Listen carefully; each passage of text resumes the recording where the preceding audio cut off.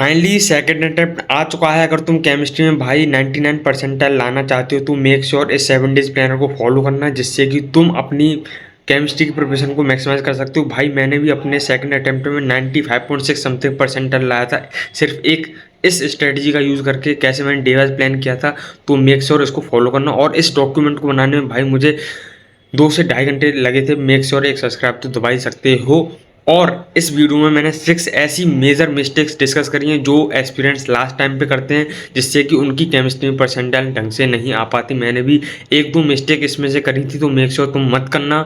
और जो तुम्हारी फर्स्ट अटेम्प्ट से लर्निंग्स रही हैं, जो तुमने मिस्टेक्स करी हैं, तो मेक श्योर वो भी तुम अब सेकंड अटेम्प्ट में मत करना, जिससे कि तुम्हारा स्कोर मैक्सिमाइज हो सके। और इस डॉक्यूमेंट का लिंक मैं टेलीग्राम चैनल पे डाल दूंगा, जिससे कि तुम वहाँ से डाउनलोड कर लेना। उसका लिंक डिस्क्रिप्शन में या कमेंट सेक्शन में डाल दूंगा, पिन कर दूंगा, तो मेक श्योर वहाँ से तुम डाउनलोड कर लेना। और एक बात ध्यान रखना भाई, यही है लास्ट मौका। अगर तुम 12th में हो तो सोच रहे हो भाई ड्रॉप लेके मैं कर लूँगा, ये सोचो कि ये तुम्हारा लास्ट है भाई। इसके आगे तुम्हारे पास कोई ऑप्शन नहीं है, तो मेक श्योर तुम इसको लास्ट ऑप्शन ट्रीट करके भाई अपना इतना बेस्ट दो, इतना बेस्ट दो, तुम्हारी परसेंटाइल बूस्ट होगी। तो शुरू करते हैं भाई। जो 7 डेज़ का प्लान है भाई, जिसमें तुम्हें भाई कौन से डे में कौन सा चैप्टर करना है, मैंने पूरा वेटेज वाइज भाई जो जनवरी अटेम्प्ट में जो चैप्टर्स में जो ज़्यादा क्वेश्चन पूछे गए थे उस के रिलेटेड मैंने उसका वेटेज लिखा है, जिससे कि तुम्हें आसानी रहे कि भाई उस पर मुझे ढंग से फोकस करना है। तो मेक श्योर तुम इस डे वाइज प्लानर को फॉलो करना, जिससे कि तुम्हारी प्रिपरेशन है वो और ऑप्टिमाइज हो सके और रिफाइन हो सके। और अगर तुम रिवीजन के लिए जा रहे हो तो तुम्हारा रिवीजन भी ढंग से हो पाए कि मुझे कौन से चैप्टर्स पे ज़्यादा फोकस करना है एंड टाइम पर। कि तुम ऐसे रैंडम कोई भी चैप्टर उठा के रिवाइज करने लग रहे हो, तो वो ऐसा मत करना प्लीज़। तो इस प्लानर को फॉलो करना।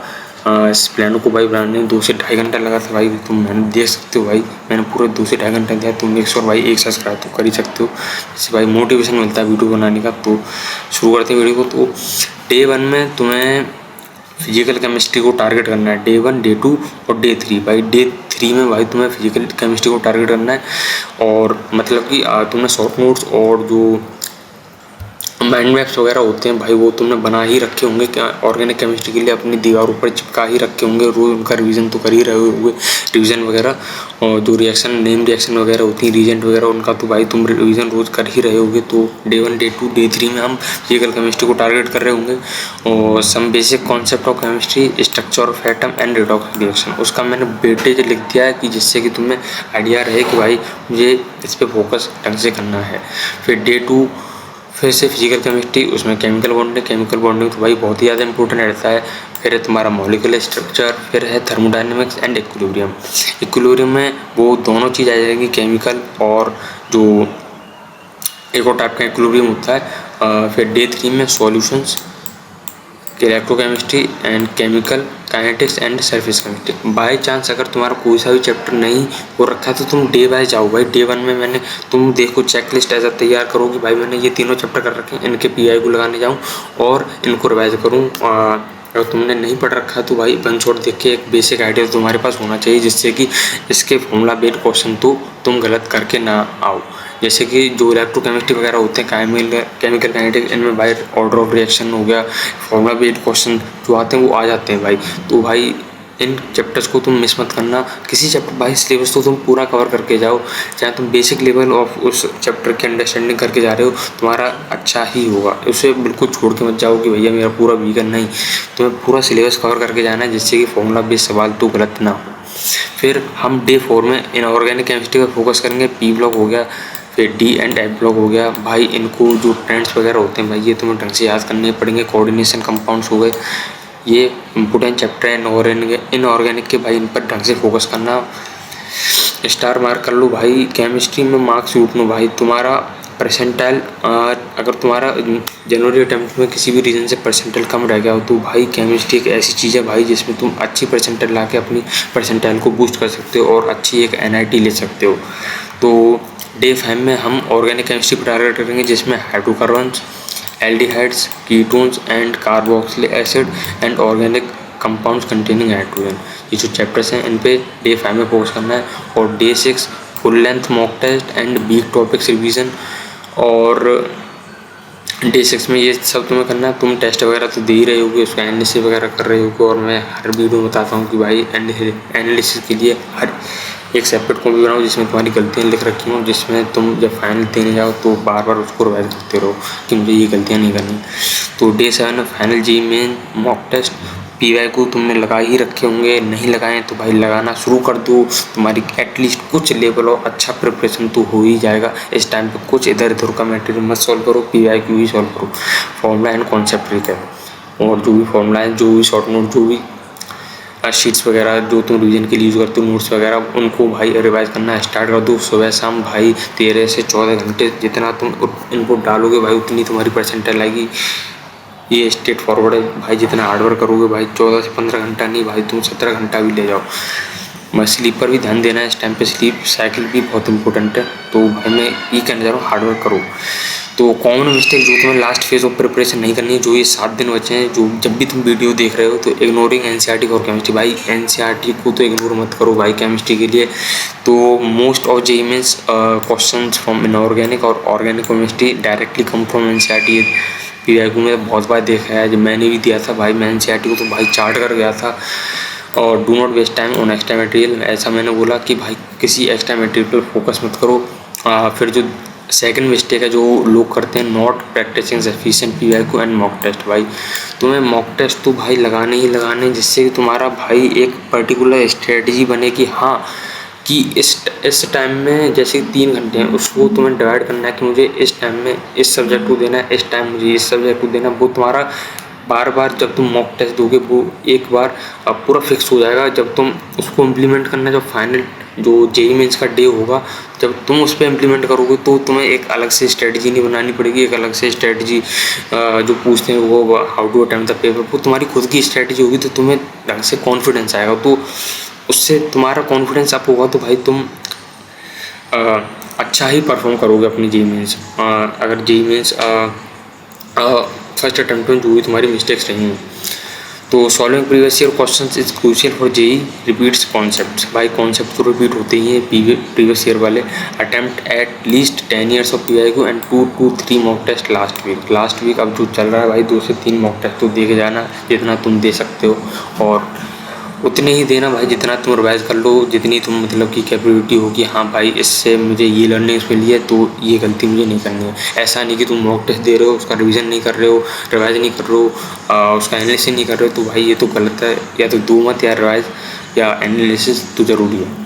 तो third mistake, focus too much on new topics. भाई कोई नया टॉपिक मत लो जो कर रखा है, और अगर तुम्हें बेसिक आइडिया उस चैप्टर का तो उसको एक बार फॉर्मूला बाय कॉन्सेप्ट बाय देख लो कि हाँ उसमें कैसे कैसे नोट्स एक बार पढ़ लो, वन शॉट देख लो। अगर तुम्हारा वो थोड़ा सा रफली हो रखा है तो last 7 days for revision, not learning new concept, stick to strong areas and revise them properly.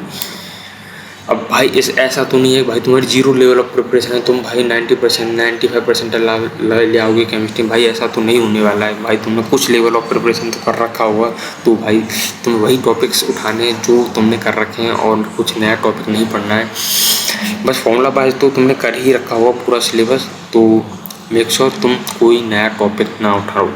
तो फोर्थ मिस्टेक क्या है कि नेगलेक्टिंग टाइम मैनेजमेंट इन टेस्ट।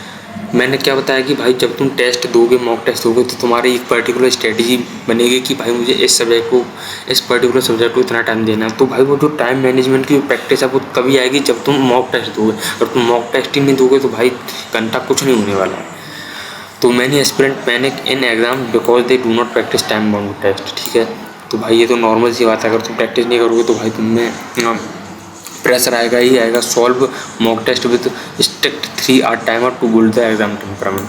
तो और जो टाइमिंग होती है, जैसे कि मतलब उसी टाइमिंग पर दो, जैसे कि 9 से 12 जो टाइमिंग होती है, और जो शाम की शिफ्ट की जो टाइमिंग होती है उसी टाइम फ्रेम में। तो कुछ पता नहीं भाई तुम्हारी कौन सी शिफ्ट में कौन सा पेपर है, तो इट इज़ अनसर्टेन। तो it is better to make your mock test in the time frame whether the JEE means frames the questions in the 9 to 12 and other evening shift. And the fifth mistake that the aspirant do underestimating the importance of short notes and formula. जो तुमने short notes बनाए भाई उनको बार बार revise करते रहो, जिससे कि तुम्हारे दिमाग में वो फॉर्मूला और कॉन्सेप्ट उस चैप्टर के प्रति बैठ जाए भाई। उसको चिपका लो जो नहीं याद हो रहा है चलते फिरते भाई।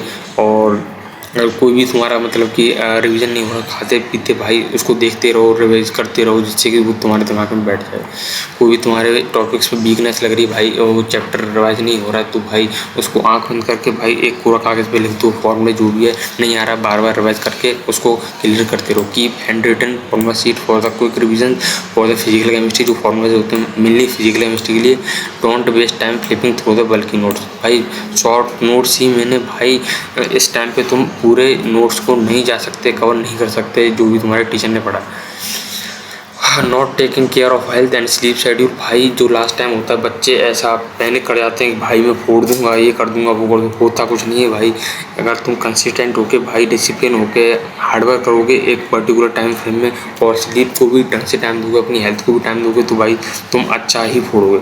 अबाउट स्टेइंग अप भाई लेट नाइट स्टडी तो करनी नहीं है। मैसिंग अप बॉडी क्लॉक भाई पूरी बॉडी क्लॉक तुम्हारी बेकार हो जाती है। Your brain should be fresh on the exam day. भाई तुम्हें फ्रेश महसूस होना चाहिए एग्ज़ाम डे पे कि भाई हाँ मैं अच्छी एक स्लीप लेके आया हूँ तो मेरा माइंड अच्छा वर्क करेगा, अच्छा रिटेन कर रहा है मेरा माइंड और अच्छी तरीके से मैं फोकस करके एग्ज़ाम को फोड़ूंगा।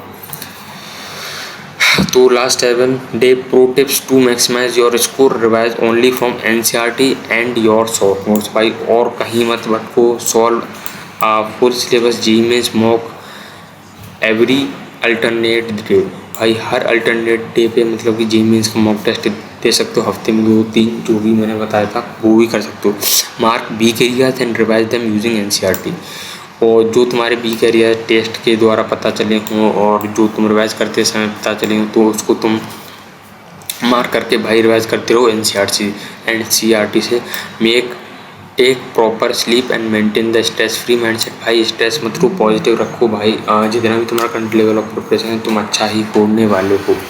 Use smart tricks for organic and inorganic reactions. जो भाई अगर तुम्हें कोई रिएक्शन नहीं याद हो रही है, कोई ट्रेंड नहीं याद हो रहा है इनऑर्गेनिक का, जो बेसिकली ट्रिक्स वगैरह होती हैं जिससे तुम उनको याद कर सकते हो।